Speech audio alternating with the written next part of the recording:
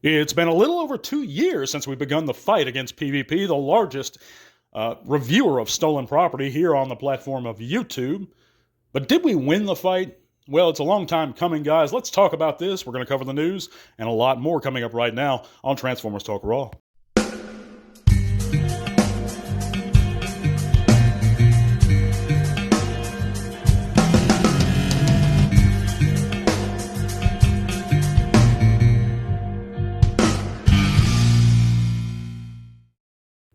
So let's preface this a little bit by, in case some of you guys didn't know, PvP, PrimeVsPrime, the channel here on YouTube, he's been receiving and reviewing stolen property for years now, and at least like 4, I think, until other content creators, such as, but not limited to, Daniel of the Slag podcast, pointed out how he received messages from Tauntaun or one of those guys, one of his mutual friends of PvP, implicating PvP in purchasing stolen goods and reviewing them. We also know that due to various reasons, and I have whole entire segments about them over the past few years, explaining those reasons, as do other content creators like Super Robot Ed, like the Slag podcast themselves. So I don't think I have to go into it. We know he reviewed and he bought stolen property in the past. But did we win the fight against him? Now, we started a Change.org petition in February of 2022 against him to call on Hasbro to prosecute and YouTube to remove his channel. As of this date, and keep in mind, guys, less than $30 was put into the promotion of this Change.org petition. I only had a couple guys that threw in a few bucks, which I deeply appreciate. But it has 259 signatures in the past couple years. Now, that doesn't seem like much, but it is an indication that fans do know about it. They want it to stop.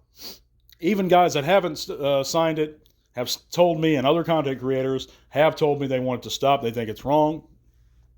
And generally, I've noticed something lately, that PvP is getting a lot trickier and a lot more slick. And he'll go long lengths of time without reviewing something that's stolen. And immediately, if he doesn't have the packaging to an official Hasbro product, it's a good eyebrow indicator to say, hey, this is probably shady, based on his past history. So he'll wait a few reviews before he reviews something stolen, because he's already built his channel up. The damage is done. He got where he is because of reviewing stolen property, and now he's put his foot on the brake a little bit. We know that due to channels like Toys R Us, like View, I believe, Hasbro now says, and they are on record of stating, not only that they don't approve of it, and they've told me that, but Hasbro has directly told Toys R Us, that channel, if you haven't checked it out, go check him out. He seems like a good guy, based out of the UK. But they've directly told him that they don't like the practice, and they're sending legitimate early review samples to honest reviewers, and they're including certain materials within those review samples to indicate that this was from Hasbro and it's legitimate. So if you don't see those, usually there's something wrong. So again, guys, did we win the fight? Well, before I go into my thoughts on that,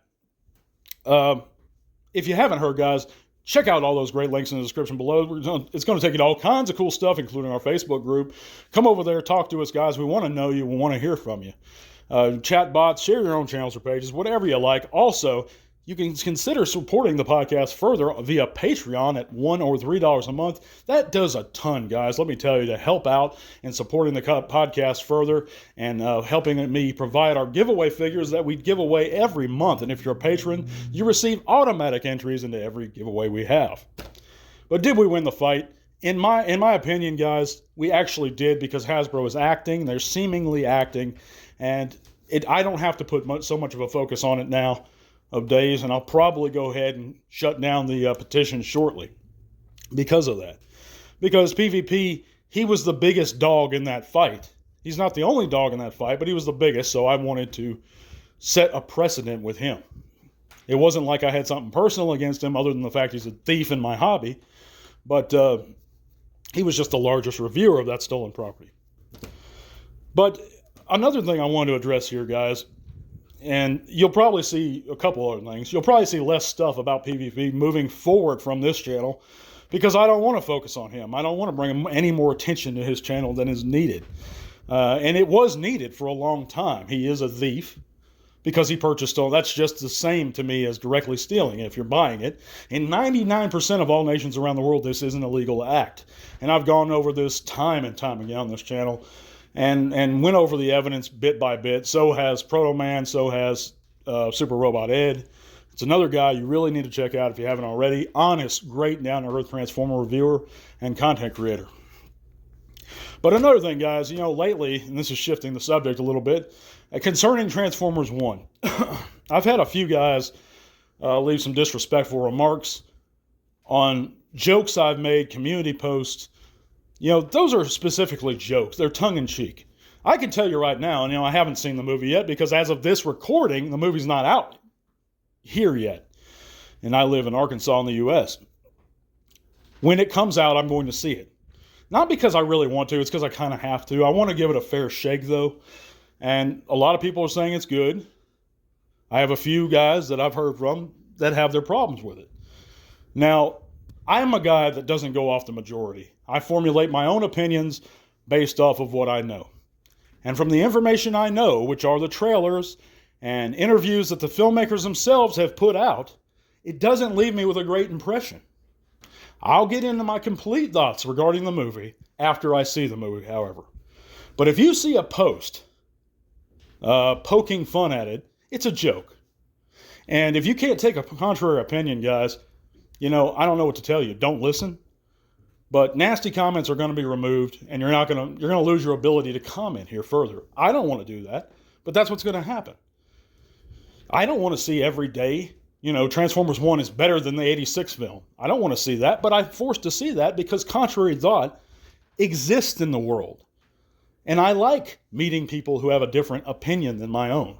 So even if it wasn't a joke, and I do hate Transformers 1, which I don't, I just don't like what I've seen and heard so far from it. But even if I did, it's a contrary opinion. You have to accept that. You don't have to agree with it, but you're going to respect it here.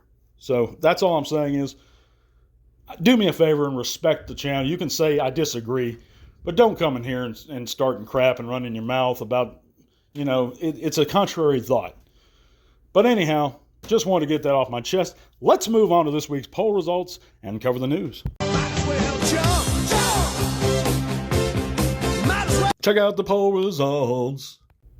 And for this week's poll, we asked the question, which Combaticon needs a new figure the most?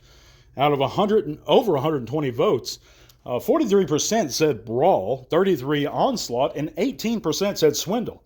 And of course, due to leaked listings, we have a good indication, not guarantee, because Hasbro hasn't officially said anything yet, but we do have a reliable leaked listing indicating that we are getting them next year. And I certainly hope we do. We probably will. And I kind of agree with these guys. 43% said Brawl, although I think Swindle is in need the most personally. He has that really bulky Rook mold they used. It doesn't fit the character. It's a great mold.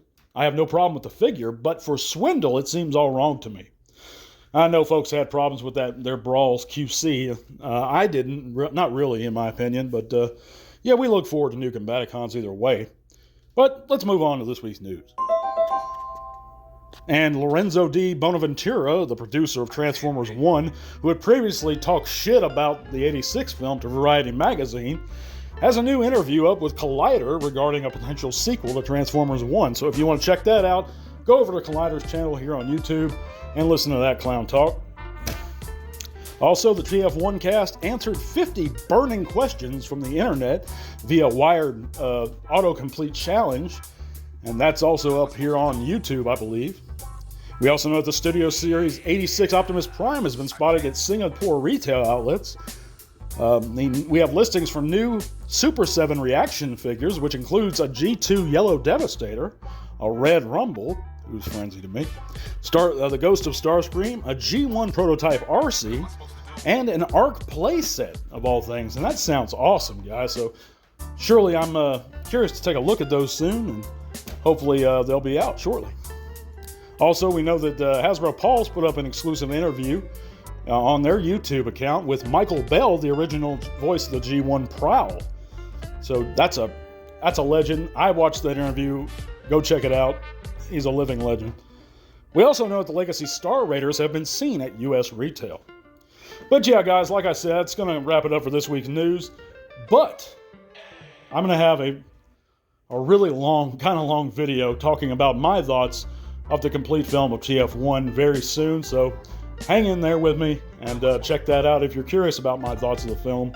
And I'm going to tell you guys, it's scaring the hell out of me to go see it because I am a G1er. I don't, but I'm a Transformer fan first. I love the Beast Wars. I like the premise of animated. There were things other than G1 I enjoy about Transformers. So that's not true when somebody just automatically thinks he just likes G1, he can't accept anything new. That's not true at all. I love Dreamwave, those comics. And I like certain things in IDW, and I like what I've read of Skybound. I've read the first couple issues. So I consider myself open. I'm just honest about stuff, and it has to honor what's come before. It has to honor the nature of the characters. And if you fundamentally change the nature of the characters, I have an issue with it. But I'm going to go in there, and I'm going to try and keep an open mind. Anyhow, guys, we're going to catch you back next week. Thank you guys so much for listening and taking the time to. If you enjoyed the segment, leave me a thumbs up. Let me know in the comments what you think. God bless you guys, and to all are one. This podcast is made possible thanks to the support of listeners like you. Thank you.